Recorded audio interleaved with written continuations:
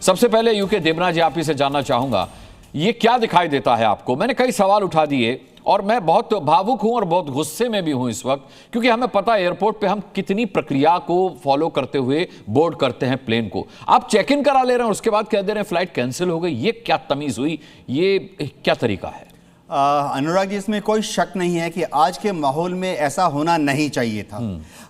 DGCA ने कुछ नियमों में बदलाव किए थे, लेकिन उन जो बदलाव किए थे वो उन्होंने जनवरी 2024 में ही सबको बता दिए थे। FD, flight duty time limitations जो हैं चेंज किए गए थे। हुआ ये था कि पहले जो फ्लाइट क्रू होता है, पायलट और कैबिन क्रू है, पहले उनको हफ्ते में 36 घंटे छुट्टी मिलती थी। और जैसे कुछ दूसरे फ्लाइट सेफ्टी के नियम थे कि एक हफ्ते में वो 2 से ज़्यादा नाइट लैंडिंग नहीं कर सकते पायलट, और 2 लगातार रात पायलट जो है नाइट लैंडिंग नहीं कर सकते। तो इस तरह की काफ़ी सारी जो लिमिटेशंस थी flight safety point of view से, कुछ इंटरनेशनल प्रोटोकॉल को फॉलो करते हुए काफ़ी सारे जो इंडियन पायलट्स एसोसिएशन है वो दिल्ली हाई कोर्ट गए थे। मैं थोड़ा पृष्ठभूमि देना चाहता हूं। तो पिछले साल जनवरी में दिल्ली हाई कोर्ट ने कहा कि जो फ्लाइट ड्यूटी टाइम लिमिटेशंस है उनको इंटरनेशनल नॉर्म्स, आईकाओ नॉर्म्स के तहत माना जाए। तो आदेश ये हुआ हाई कोर्ट का कि हफ्ते में इनको 48 घंटे की छुट्टी दे दो। पहले जो नाइट लैंडिंग्स हफ्ते में 6 बार कर सकते थे, भविष्य में सिर्फ 2 बार करो। रात में जो स्पेशल नाइट लैंडिंग अलाउंसेस मिलते थे वो 12 से लेकर 6 बजे तक मिलते थे। भविष्य में ऐसा कर दिया गया कि उसको 1 घंटे बढ़ा दिया गया। तो इससे हुआ क्या, मैं बताता हूं। जब ये दिल्ली हाई कोर्ट ने आदेश पारित किया तो सभी एयरलाइंस ने, ना सिर्फ इंडिगो वरन दूसरे एयरलाइंस ने भी डीजीसीए को, नागरिक उड्डयन मंत्रालय को बताया कि एक उनको स्टैगर्ड तरीके से इन नियमों को लागू करने दिया जाए। क्योंकि देखिए, ये जो फ्लाइट ड्यूटी टाइम लिमिटेशन था, अगर कोर्ट का आदेश मान ले और इस तरह की रिलैक्सेशन देनी है तो फिर जो पायलट्स की रिक्वायरमेंट है वो ज्यादा हो जाती है, कैबिन क्रू की रिक्वायरमेंट ज्यादा हो जाती है।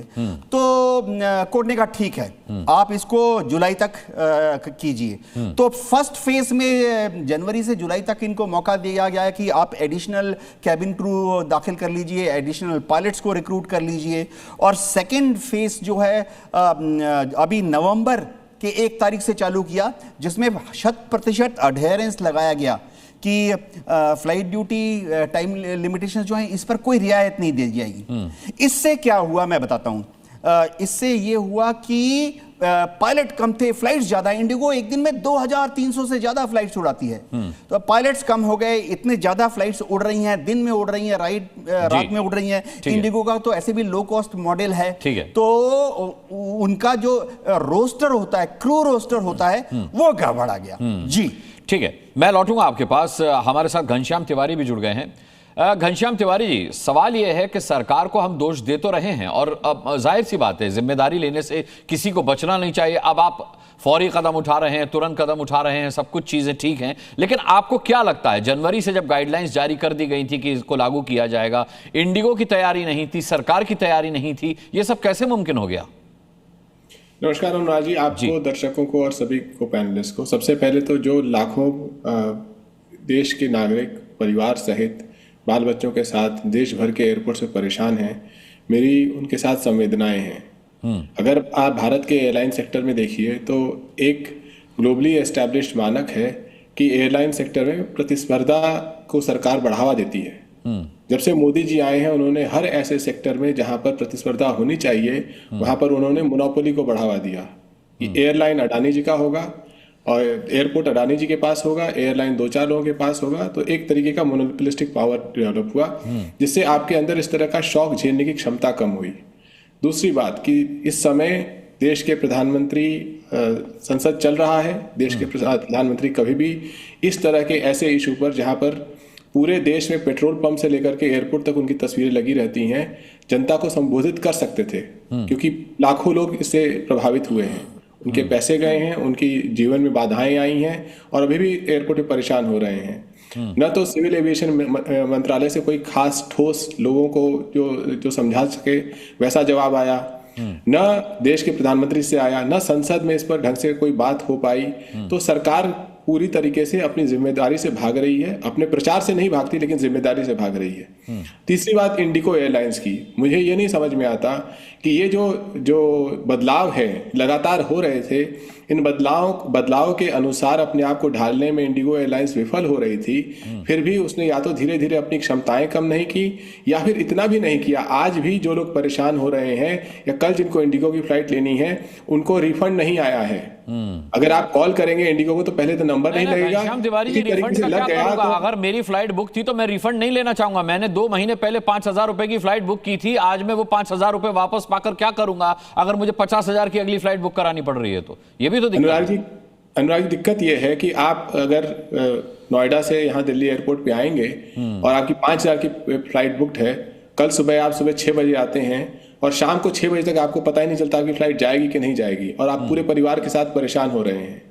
जो लोग आज रिफंड लेना चाहते हैं वो इसलिए नहीं कि उनके पास 6,000 या 50,000 की दिक्कत है, उनके पास ये कश्मकश है कि वो जब घर से निकल रहे हैं तो पूरा दिन एयरपोर्ट पे रहेंगे, उसके बाद भी फ्लाइट नहीं ले पाएंगे, और उसके बाद रह गए पूरा दिन एयरपोर्ट तो प्रेशर बिल्ड होगा और वही 50,000 की टिकट लेनी पड़ेगी। कम से कम अगर देश में कंज्यूमर से जुड़ा हुआ मंत्रालय है, उससे जुड़े हुए मंत्री हैं, ब्यूरोक्रेट्स हैं, इन सब लोगों को टैक्स पेयर का पैसा जाता है, आलिशान बंगलों में रहते हैं, ये स्टेबल सरकार है, लेकिन सरकार की तरफ से, ब्यूरोक्रेट्स की तरफ से और एयरलाइंस की तरफ से सभी लोगों ने इस क्राइसिस में लोगों को अपने परिवारों के साथ झोंक दिया। उनके पैसे खर्च हो रहे हैं, एयरलाइंस कोई भी आगे बढ़कर के ठोस कदम नहीं बता रही है और लोगों से पीएनआर नंबर लिखवाए जा रहे हैं कि आपको रिफंड करेंगे। ये डिजिटल बेनिफिट ट्रांसफर का दौर है भाई। आपने बिहार में तो 1 करोड़ लोगों को 10-10 हजार रुपए दे दिए, चुनाव जीतना था, तो यहाँ लोग अपना पैसा वापस लेना चाह रहे हैं, उसके लिए उनको परिवार के साथ लाइन लगाना पड़ रहा है और आप एक शब्द नहीं बोलते। ठीक है, कृष्णा मित्रू जी भी हमारे साथ हैं। कृष्णा मित्रू जी, हल क्या है इसका? कहा यह जा रहा है कि आज रात 12 बजे के बाद न्यूट्रलाइज होने लगेगा, नॉर्मलाइज होने लगेगा। आपको लगता है कि इतनी स्थिति बिगड़ चुकी है, इसको बहुत जल्दी काबू में किया जा सकता है? देखिए, सबसे पहले तो ये एविएशन इंडस्ट्री है, इसमें आप जैसे फैक्ट्री में आप फटाफट चीज़ तैयार कर देते हैं, हवाई जहाज तैयार हो जाते हैं, लेकिन जो पायलट है वो एक कमोडिटी है जिसको तैयार करने में टाइम लगता है जी, और वो भी ट्रेंड पायलट, एक्सपीरियंस्ड पायलट, क्योंकि पर्टिकुलरली जो पैसेंजर एयरक्राफ्ट होते हैं, जो कमर्शियल एयरलाइंस होते हैं, उनके जो पायलट होते हैं उनको एक्सपीरियंस होना ज़रूरी होता है, और ये एक्सपीरियंस टाइम से मिलता है। आज फैक्ट्री में मैन्युफैक्चर नहीं हो सकता। हाँ, एविएशन इंडस्ट्री बहुत बड़ी है और सरकार ने एयर ट्रैवल भी सस्ता किया है, इसका कोई शक नहीं है, लेकिन उससे हुआ क्या है कि आज ट्रेन या और किसी से ट्रैवल करने के बजाय हम सोचते हैं कि एविएशन ट्रैवल, एयर ट्रैवल क्योंकि सस्ता है इसलिए एयर ट्रैवल किया जाए, इसलिए ज़्यादा से ज़्यादा पैसेंजर जो है, जो ट्रैवलर्स हैं, वो एयरलाइंस में आते हैं जी।